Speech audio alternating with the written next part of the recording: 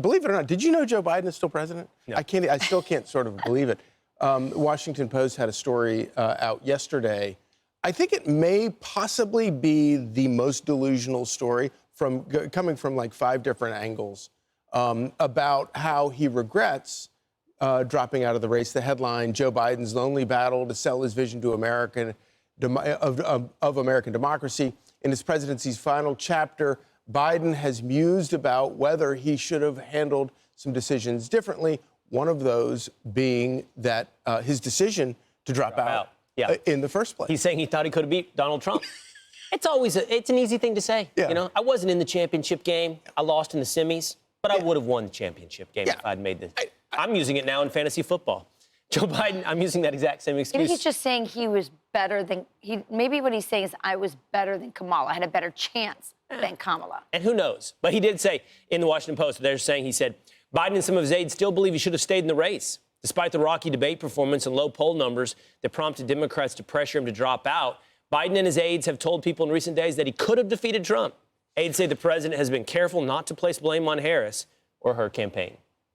What's so interesting about that, though, is that this whole thing was an off-the-record, anonymous quotes back and forth, and both sides are treated, the Harris supporters and the Biden supporters are treating one another with such kid gloves, being so careful. Why do you think? I think because they both know so much about the others that they don't want that the Biden people in the White House don't want the Harris people really coming out and talking about how bad things were, and vice versa. Right, because the covering up of Joe Biden's mental decline is one of the biggest scandals of our time, actually, and both sides were implicated. Both sides participated in that.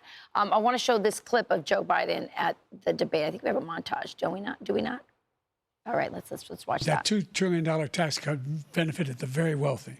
What I'm going to do is fix the tax system. For example, we have 1,000 trillionaires in America. I mean, billionaires in America.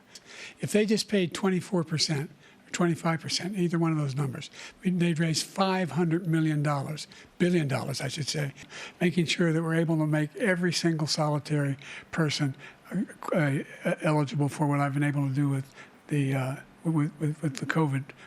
With dealing with everything we have to do with.